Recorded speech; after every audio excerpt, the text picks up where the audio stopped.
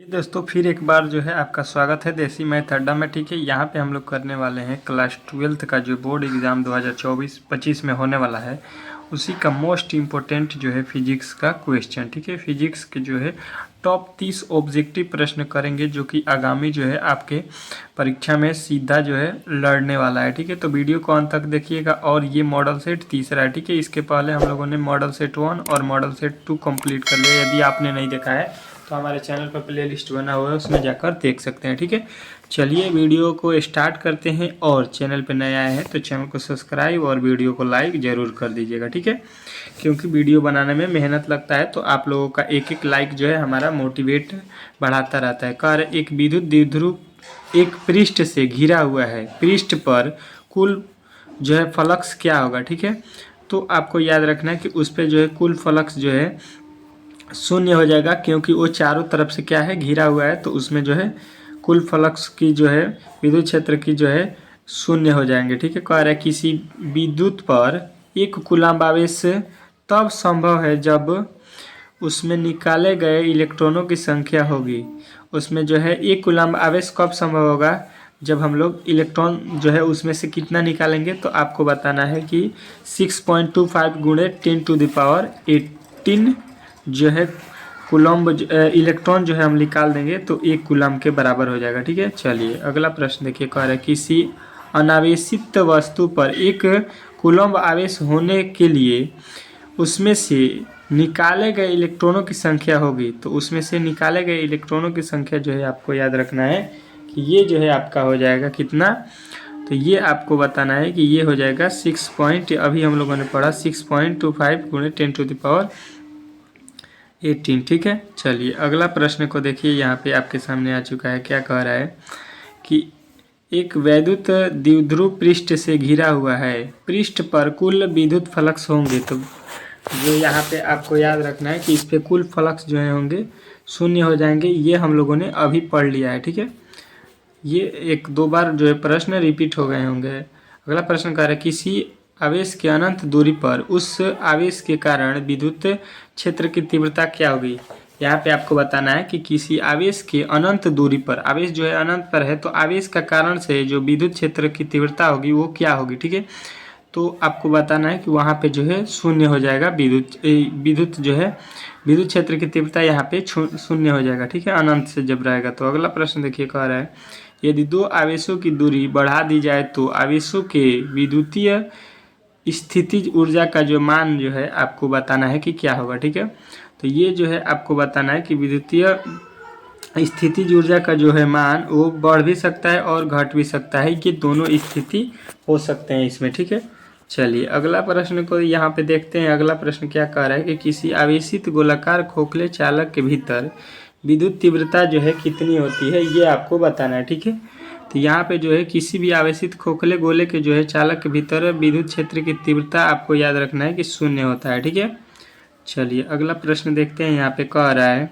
Most VVI प्रश्न है, इसको आपको नोट करना है। कह रहा है कि फलक घनत्व का एसआई मात्रक क्या होगा। ठीक है, फलक घनत्व का एसआई मात्रक तो आपको याद रखना है कि मीटर स्क्वायर बट्टा सेकेंड। ठीक है, मीटर स्क्वायर बट्टा सेकेंड होता है, ऑप्शन नंबर डी। अगला प्रश्न देखिए। कह रहा है कि आवेश ए एवं बी एक दूसरे को आकर्षित करते हैं। आवेश बी एवं सी एक दूसरे को आकर्षित करते हैं, तो ए एवं सी के बीच जो है आपको बताना है कि कौन सा संबंध होगा। तो ये जो संबंध होगा वो प्रति आकर्षक होगा। ठीक है, अगला प्रश्न देखिए। कह रहा है कि एक अनावेशित धातु कण को एक धनावेशित धातु प्लेट के नज़दीक लाया जाता है, धातु कण पर विद्युतीय बल जो है क्या होगा। ठीक है, तो इस पे जो विद्युतीय बल होगा वो प्लेट की तरह होगा। ठीक है, चलिए अगला प्रश्न देखते हैं। यहाँ पे अगला प्रश्न क्या कह रहा है आपका, दो चालकों के बीच आवेश के वितरण से होने वाली ऊर्जा की हानि निर्भर करती है। तो ये जो है आपको याद रखना है कि ये निर्भर करती है विभवांतर के वर्ग पर। ठीक है, विभवांतर के वर्ग पर। ठीक है, यहाँ पे चलिए अगला प्रश्न यहाँ पे आपके सामने आ चुका है। अगला प्रश्न देखिए, बहुत ही इंपॉर्टेंट प्रश्न है। कह रहा है कि एक बिंदु आवेश को दूसरे बिंदु आवेश के चारों तरफ वृत्ताकार पथ पर घुमाया जाता है।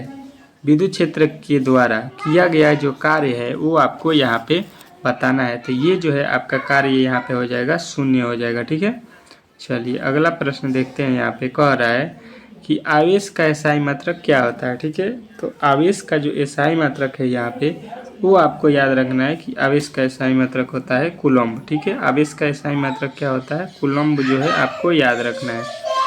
अगला प्रश्न देखिए, कह रहा है कि आवेश की बीमा जो है आपको बतानी है। ठीक है, आवेश की बीमा क्या होती है ये आपको बताना है। ठीक है, तो आवेश की बीमा जो है आपको याद रखना है AT होता है। ठीक है, आवेश की बीमा AT होता है। ठीक है, आपको अच्छे तरीके से याद रखना है। ठीक है, कोई भी इसमें दिक्कत नहीं होना चाहिए। ठीक है, अगला प्रश्न देखिए, कह रहा है इलेक्ट्रॉन पर आवेश से जो है, इलेक्ट्रॉन पर आवेश बराबर होता है, मतलब कितना आवेश होता है इलेक्ट्रॉन पर, ये जो है आपको बताना है। ठीक है, तो आपको याद रखना है कि आवेश पर जो इलेक्ट्रॉन होता है वो जो है 1.6 गुणे 10⁻⁻19 कूलम्ब होता है। ठीक है, तो ऑप्शन नंबर बी जो है आपको राइट करना था। ठीक है, अगला प्रश्न कह रहा है स्थिर विद्युत आवेशों के बीच लगता बल किया गया नियत से, लगता बल किस नियत से दिया जाता है। ठीक है, तो ये जो है आपको याद रखना है कि ये जो नियत होता है वो कूलम्ब के नियम से होता है। ठीक है, ऑप्शन नंबर सी जो इस प्रश्न का 100% राइट उत्तर होगा। अगला प्रश्न कह रहा है दो आवेशों के बीच की दूरी दुगुनी